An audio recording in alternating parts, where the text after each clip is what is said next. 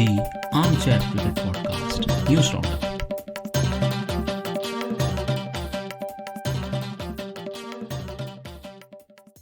Hello all. Welcome to another episode of Armchair Cricket Podcast, a podcast focusing on Test cricket by armchair critics of the game. In this digest episode, let's take a look at all the international cricket that has happened over the last couple of days, the final of the PSL, as well as some of the interesting cricketing news from around the world. So let's straight away dive into the one-day international between India and Australia. This was a high-scoring game in which Australia were able to comfortably beat India. Batting first, Australia were able to put up a very large total, 374 for 6. In this case, Warner and Finch laid the platform with a 156-run partnership, after which Warner was dismissed for 69, but Finch carried on and played the anchor throughout the innings. He was, supported by Steven Smith, who looked ominous right from the get-go, and both Finch and Steven Smith scored hundreds. Then the finishing touch was given by Maxwell, who made 45 of just 19, and Alex Carey. This meant, the total of 374, that was going to be always a difficult chase, and the Indian team could not chase this. So when we look at the bowling analysis for India, Mohammad Shami was the lone, star, taking 3 for 59 amid all the carnage. So when it came their turn to bat, India started strongly by taking 53 runs of just the first 5 overs, but Mayank Agarwal was the first to go. Shikhar Dhawan played again an anchor type innings. He made 74, and he did not receive any good support from the middle order because Kohli, Shreyas Iyer and Rahul sort of failed. Hardik Pandya supported him beautifully, and scoring at a strike rate of almost 120 made sure there was no scoring pressure on Shikhar Dhawan. These two took the score to 229 before Shikhar Dhawan was dismissed in the 35th over.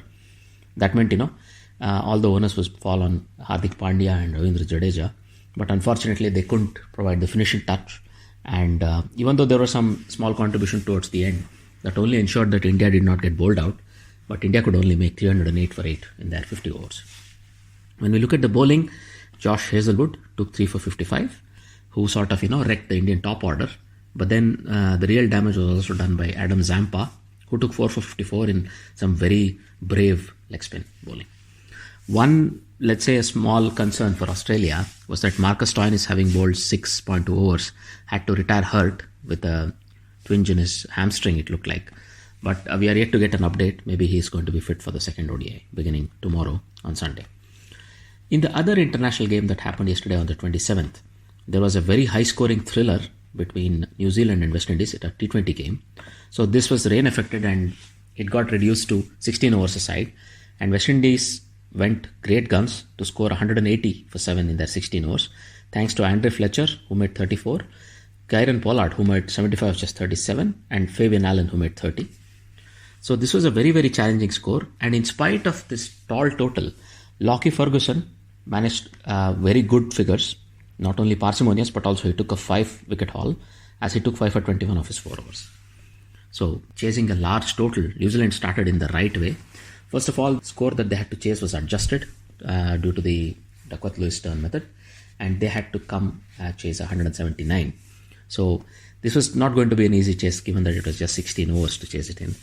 And they lost Martin Guptill pretty early, but Tim Seifert and Devon Conway, the debutant who's batting at number 3, were able to set up a platform, take them to 34, by which time Tim Seifert was also dismissed. But Glenn Phillips, who came in at 4, sort of kept the run rate going. He scored 22 of just 7 balls. And Ross Taylor failed, but Jimmy Neesham and Conway sort of took them to the majority of the way, taking them to 114, just 12 and a half overs. By the time Conway was dismissed, let's say the match was in New Zealand's bag, and that's how it ended, with Jimmy Neesham and Mitchell Santner wrapping the game up. So it was a very, very exciting chase. And when it came to bowling, Ocean Thomas was able to take 2 for 23 for West Indies, but not a lot to write home about. A lot of bowlers like Kimo Paul, Kesrick Williams were all very costly. Now, in the third game, international game that happened on the 27th, this was the T20 between England and South Africa. So another high-scoring thriller, another high-scoring chase. South Africa batting first made 179 for 6 in their allotted 20 overs. This was, of course, held in Cape Town, and in this case, Temba Bavuma opened with Quinton de Kock for South Africa, and Temba was dismissed early, but Quinton de Kock, Faf du Plessis, Henrik van Dusen and Henrik Klaassen all made solid contributions, Fafty plus even making a 50 plus score, as South Africa came up with a very challenging score.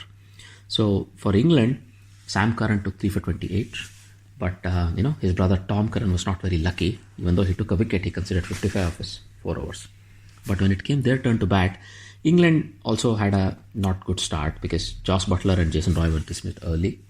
David Malan made 19, and Johnny Bairstow, batting at 4, having been demoted since Jason Roy's inclusion, made a swashbuckling 86 of just 48 balls. And then Ben Stokes kept him company, then Owen Morgan, and towards the end Sam Curran. But all of this ensured with Johnny Bairstow going really, really strong, England romped home.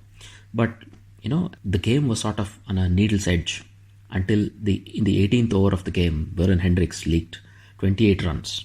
So up until that point, South Africa still had a very strong control of the game, and it could be anybody's game. But unfortunately, in that over, South Africa lost the control, and the total was chased down in the 20th over. So these were all the exciting international cricket. First of all, we are all excited that international cricket has returned, but also doubly excited since in this India's tour of Australia, crowds have started to be included again. So the first ODI between India and Australia was enjoyed by around 20,000 patrons. Due to COVID regulations, not everybody could be admitted, but in spite of social distancing, 20,000 people is a large number of people who could come watch cricket live again. Moving on, let's take a quick look at the finals of the PSL 2020. So in the finals, it was a much anticipated one. Lahore Qalandars were facing Karachi Kings, but unfortunately it was not a very an enthralling contest. So it was sort of one-sided. I'm sure most winning finalists would want it that way rather than have a thriller. In this case, Lahore Qalandars opted to bat first, and they were only able to make 134 for 7. So Tamim Iqbal and Fakhar Zaman started slowly because they had assessed the pitch to be a bit two-paced. But in the end, it was not all that two-paced, and the ball started coming on well onto the bat in the second innings.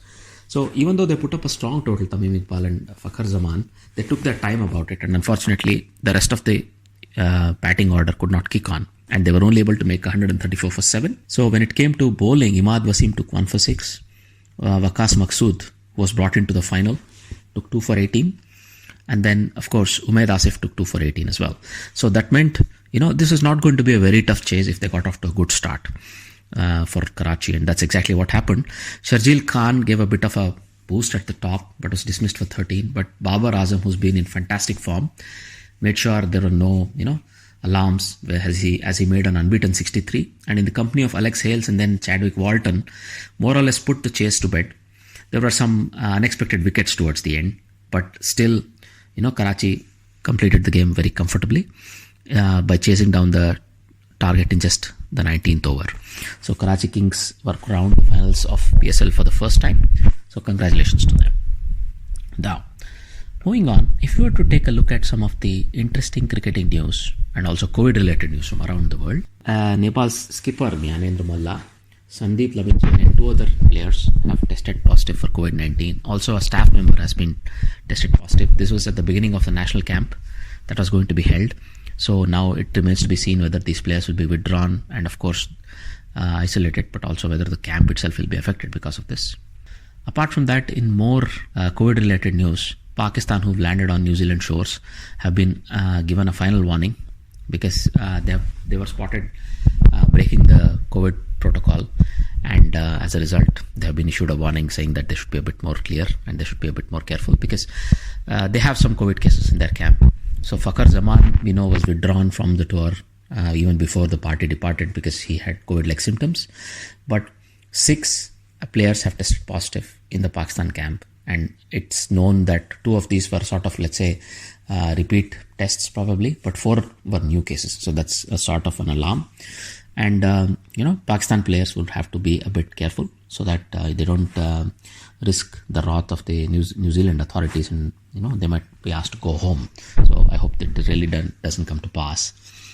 In other, COVID-related news, Scotland women were slated to face Ireland women in Spain in some games in November, but that did not come to pass because Scotland women decided to withdraw due to the uncertainty around the COVID situation. Similarly, England's tour of Netherlands, which was supposed to happen in May of 2021, has been postponed due to the COVID-related uncertainty. As a result, this tour will probably happen in 2022. Dates are yet to be made available. Another tour that sort of, taken a little bit of a hit is England's tour of Pakistan that was supposed to happen earlier in 2021 has now been pushed back to mid-October 2021. This is due to multiple reasons, one of which being COVID, of course, but also not all England players being available because England would then be touring India. So in order to have a full-strength England squad tour Pakistan, the tour has been moved to October 2021.